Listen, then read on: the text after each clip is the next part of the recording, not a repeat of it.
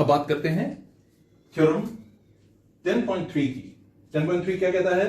The perpendicular from the centre of a circle to a chord bisects the chord. आपके पास एक circle है, okay, you have a circle, ये उसका centre है O। तो गिवन क्या है? गिवन है a circle with centre O, okay.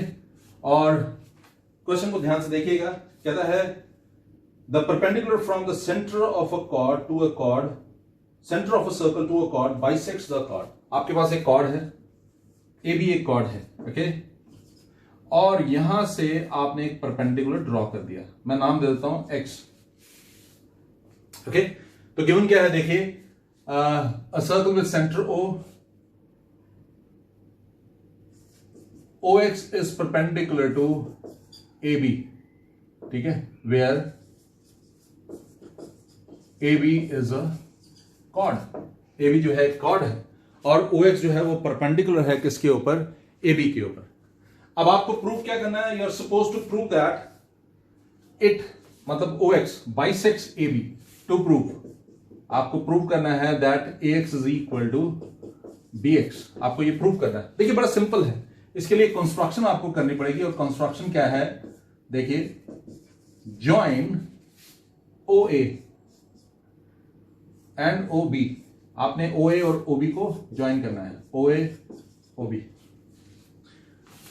समझदारों को अब तक समझ आ गया होगा कि इसमें क्या करना है। कुछ भी नहीं करना है, सिर्फ ये दो ट्रायंगल्स जो है, ये वाला और ये वाला दो ट्रायंगल्स जो है, इन दोनों ट्रायंगल्स को आपको कॉन्ग्रुएंट प्रूव करना है। तो कैसे प्रूव करेंगे वो देखिए, प्रूफ, ठीक है, in triangle OXA and triangle angle 1 is equal to angle 2। Why? आपको बोला गया ना ये परपेंडिकुलर है, तो आप यहां पर लिखेंगे गिवन, रीजन में आप देंगे गिवन, और इसके अलावा OA is equal to OB। Y?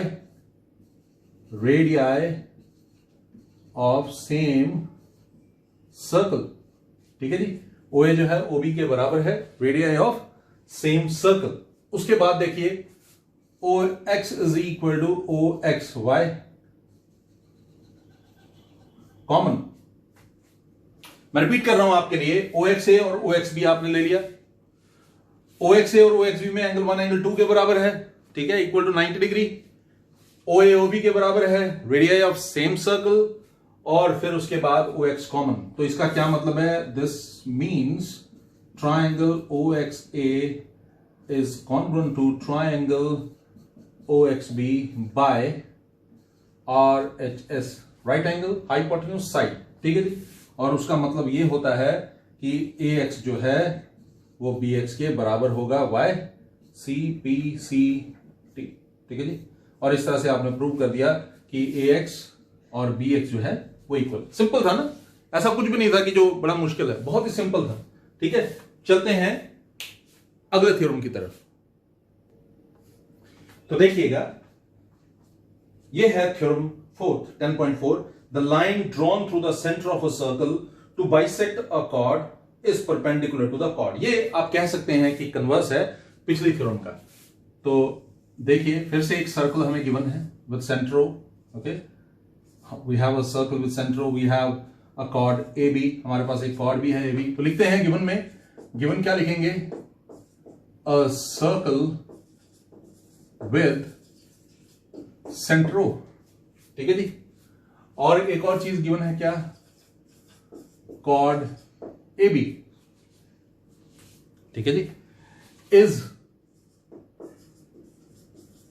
Bisected by OX, that is, इसका क्या मतलब है? इसका मतलब है कि आपको गिवन है कि AX जो है BX के बराबर है। पिछले क्वेश्चन में, पिछली थ्योरम में आपने ये प्रूव किया था कि ये बराबर है, तो आप समझ सकते हैं कि ये कन्वर्स है। अब यहां पर प्रूफ क्या करना है? प्रूफ आपको ये करना है that OX is perpendicular to AB। OX जो है AB के ऊपर परपेंडिकुलर है, ठीक है जी। ये आपको प्रूव करना है कि OX जो है AB के ऊपर परपेंडिकुलर है। और आप कैसे करेंगे वो आप देख लेते हैं। इसके लिए आप कंस्ट्रक्शन कर लीजिए। Construction, join OA and OB, OA and OB। OA और OB को आपने ज्वाइन कर दिया। जब OA और OB को आपने ज्वाइन किया तो क्या हुआ, आप वो देखिए, ये दो ट्राइंगल्स बन गए, है ना। अब मैं क्या करने जा रहा हूं वो देखिएगा। मैं फिर से दो ट्राइंगल्स जो हैं ये कॉन्ग्रुएंट प्रूव कर दूंगा। अब प्रूव करना बड़ा ही आसान है, देखिए कोई मुश्किल काम नहीं है। हमें प्रूव करना है वैसे कि एंगल 1 और एंगल 2 जो है वो 90 डिग्री है, ये याद रखिएगा। एंगल 1 और एंगल 2 को 90 डिग्री आपको प्रूव करना है, क्योंकि आपको प्रूव करना है कि OX जो है वो परपेंडिकुलर है AB पर। मैंने वैसे ही यहां 1 और 2 मेंशन कर दिया, नहीं भी करोगे तब भी चलेगा। आप AXO और BXO भी लिख सकते हैं, या OXA और OXB भी लिख सकते हैं, जैसे करना है आप कर सकते हैं। लेकिन देखिए in triangle OXA and triangle OXB, OXA और OXB को चेक कीजिए क्या क्या है। OX is equal to OXY, common, ठीक है जी, ये कॉमन है। OX और OX कॉमन है, ओके। अगली चीज क्या होगी आप देखिए जरा, अगर OX और OX कॉमन है तो इसके बाद XA जो है वो XB के बराबर है, Y गिवन, ये आपको गिवन है कि AX जो है BX के बराबर है, ठीक है जी। फिर उसके बाद क्या होने जा रहा है, मैं आपको बता दूं, OA जो है it is equal to OB, Y radii of same circle, which implies triangle OXA is congruent to triangle OXB by SSS rule। दोनों ट्राइंगल्स जो हैं वो कॉन्ग्रुएंट है, ओके। अगर ये दोनों ट्राइंगल्स कॉन्ग्रुएंट है तो एंगल 1 जो है वो एंगल 2 के बराबर होना चाहिए, क्यों, CPCT से, okay, which implies angle 1 is equal to angle 2। अब एक और चीज देखिए, now angle 1 plus angle 2 is 180 degree, why, linear pair, ठीक है जी। एंगल 1 प्लस एंगल 2 180 डिग्री है, वाई, लीनियर पेयर। लेकिन आपने कहा एंगल 1 और एंगल 2 दोनों इक्वल हैं, तो मैं इसको ऐसे लिख सकता हूं, angle 1 plus angle 1 is equal to 180 degree, okay. मैं लिख सकता हूं angle 1 plus angle 1 is equal to 180 degree. और भाई अगर एंगल 1 प्लस एंगल 1 लिख सकते हैं तो मैं एंगल 1 प्लस एंगल 1 को twice angle 1 लिख सकता हूं, twice angle 1 is equal to 180 degree, okay। So if twice angle 1 is 180 degree, what does that mean? That means अगर twice angle 1 आपने लिखा है कि 180 डिग्री, देखिए मैं इसको इस स्टेप को फिर से कर रहा हूं क्योंकि ये फ्रेम से बाहर जा रहा है। तो देखिए now angle 1 plus angle 2 is equal to 180 degree, why, linear pair, है ना। एंगल 1 प्लस एंगल 2 180 डिग्री होगा, लीनियर पेयर। लेकिन एंगल 1 और एंगल 2 आपने यहां पर कहा कि दोनों इक्वल हैं, तो इसका मतलब है मैं इसको ऐसे भी लिख सकता हूं, angle 1 plus angle 1 is 180 degree. What does that mean? That means twice angle 1 is 180 degree, ठीक है जी। What does that mean? That means angle 1 is equal to 90 degree, okay. और अगर एंगल 1 90 डिग्री है, इसका क्या मतलब है? इसका मतलब है OX is perpendicular to AB, और यही हमें प्रूव करना था कि OX जो है वो AB के ऊपर परपेंडिकुलर है। आई एम श्योर कि ये बड़ा सिंपल सा कंसेप्ट था और आपको बड़ी जल्दी ये समझ आ भी गया होगा। कुछ भी ऐसा नहीं है जो जिसमें कुछ भी कॉम्प्लिकेटेड हो।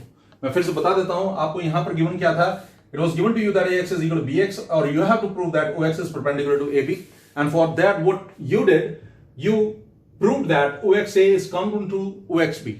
And when OXA is congruent to OXB, that means AX is equal to BX. I'm sorry, it was given. Okay, angle 1 is equal to angle 2, है ना?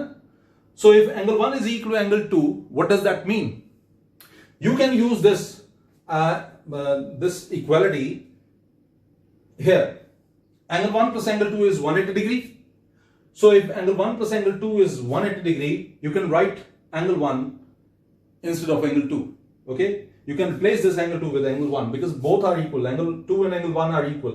So it becomes angle 1 plus angle 1 is equal to 180 degree. Twice angle 1 is 180 degree. Angle 1 is equal to 180 upon 2, that is 90 degree. And if angle 1 is 90 degree, or angle 2 is 90 degree, or both angle 1 and angle 2 equal to 90 degree, what does that mean? That means OX is perpendicular to AB. I'm sure you people have got it. It's a very, very, very easy, but simultaneously it is very important too. आप देखेंगे बहुत सारी जगहों पर ये दोनों theorem जो मैंने अभी अभी कराई, ये बहुत जगह पर यूज में आएगी. सिंपल है, कोई परेशानी वाली बात नहीं है, तो आपको समझ भी आ गया है.